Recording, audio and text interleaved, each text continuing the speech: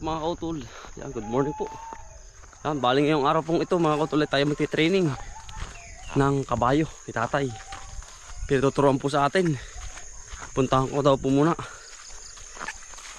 bago tayo magtrabaho ay tuwing umaga. Ay ngayon pa lang po naman po simula. Tuwing umaga mga kautol ay atin pong uutay-utay na uli. Kasi nung nakaraang alak niya yung pula hanggang sa napapagbili na po ay hindi naturuan ng husto. Kaya ho ngayon tuwing maga daw po ay habang nililiguan ay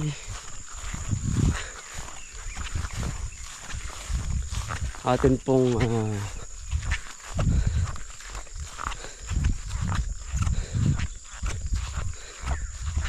tuturuan na. Kaya para hindi siya manibago. Kasi nung nakaraan ay wala hindi naturuan hanggang sa lumaki na yung kabayo, nagpilyo na. Makakamatay na po ng tao yung ilalaglag ganun. Mari habang bata pa ay persay na po mga kautulan.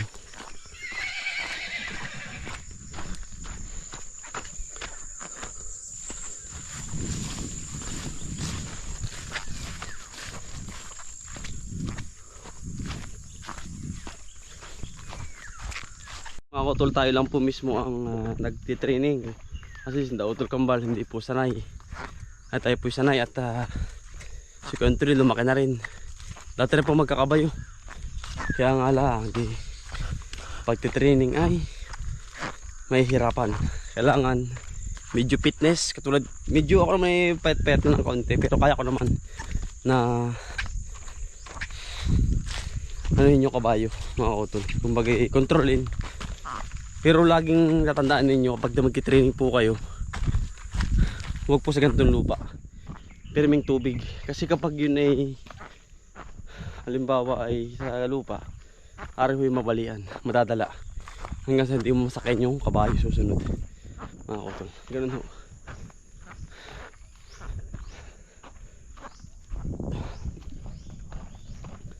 Nandito lang siya yun.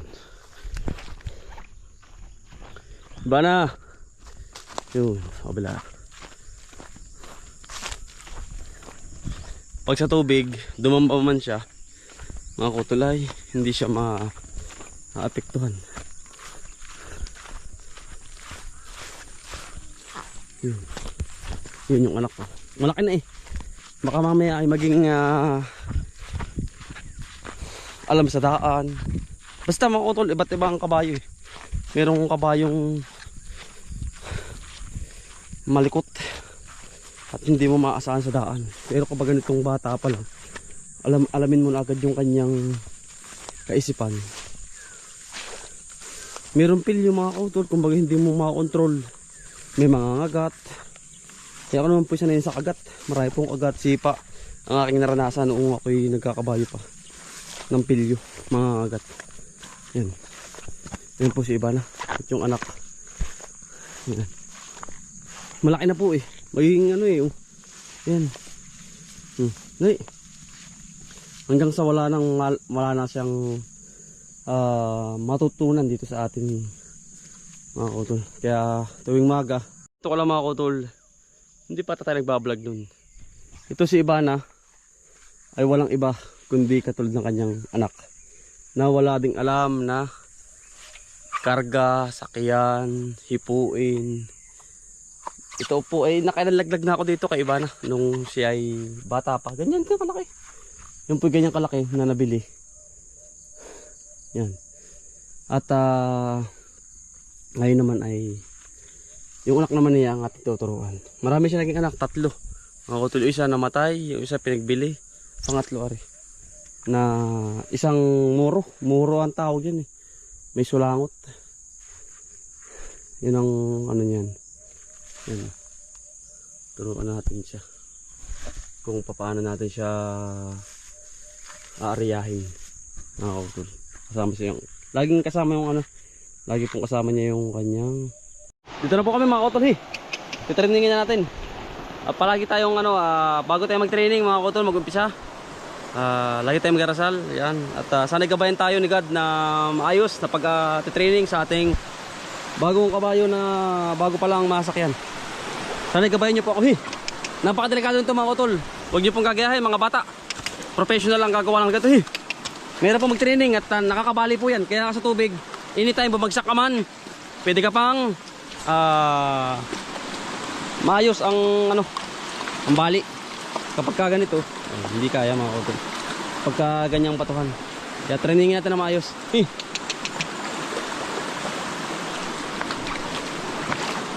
Safety first lagi. Para siya ay makainom. Kasi nakabasal eh.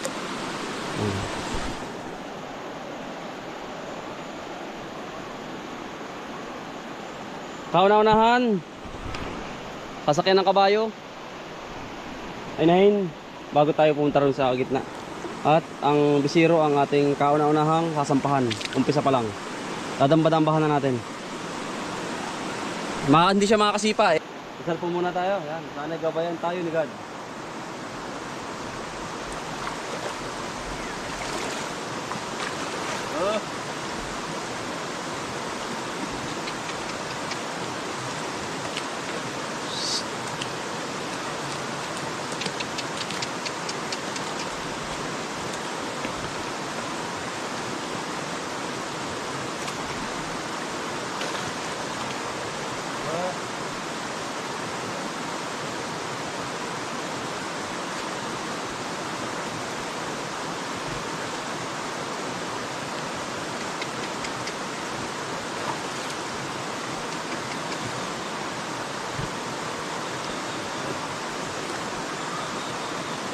Mamuhin lang natin mga kotol.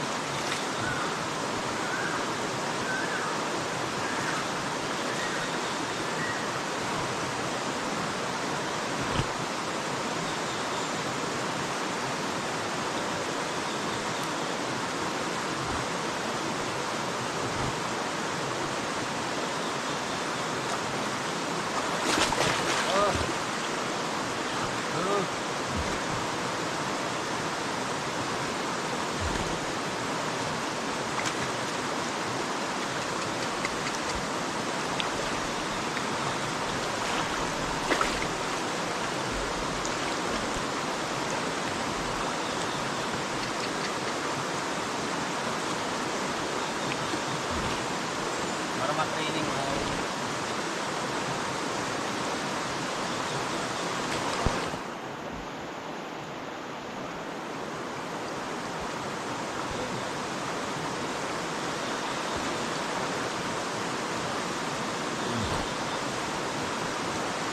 Dambahan natin mga kotol para sasalin niya.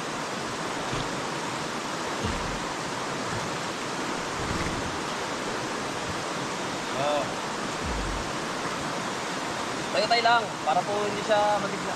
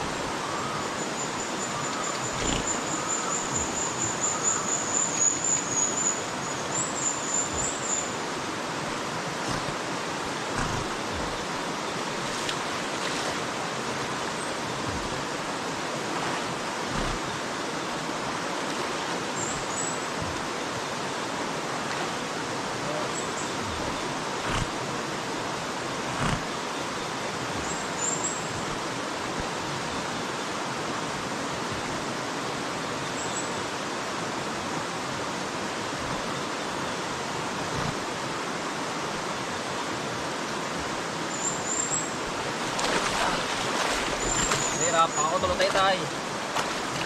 Medyo lalay lang tayo, lalay.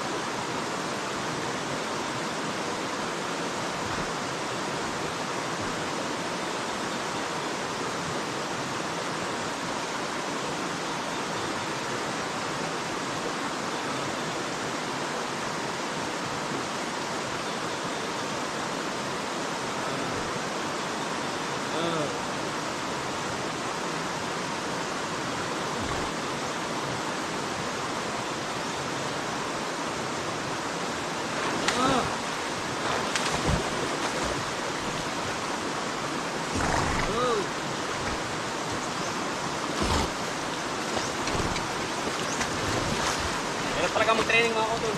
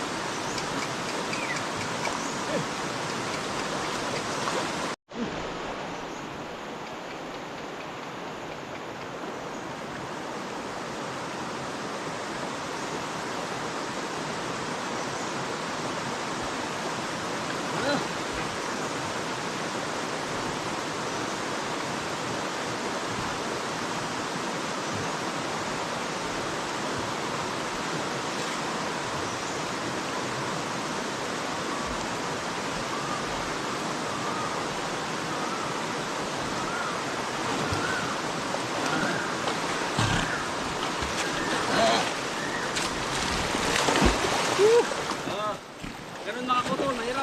Aha.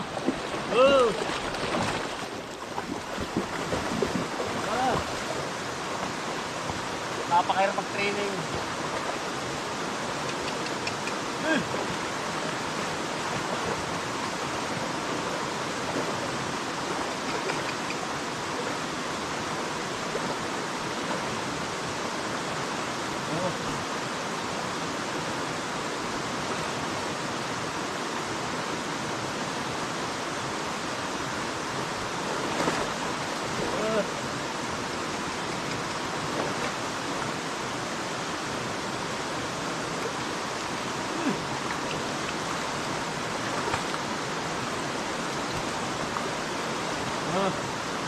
Hirap.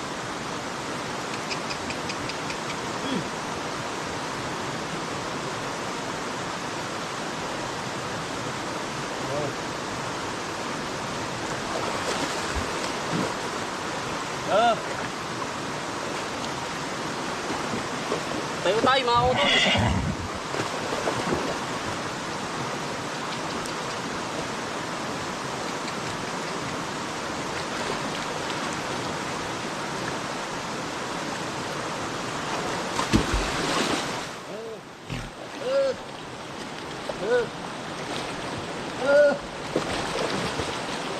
Nako.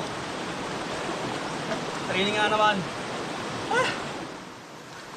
Hindi basta mga utol. Tayo tayo.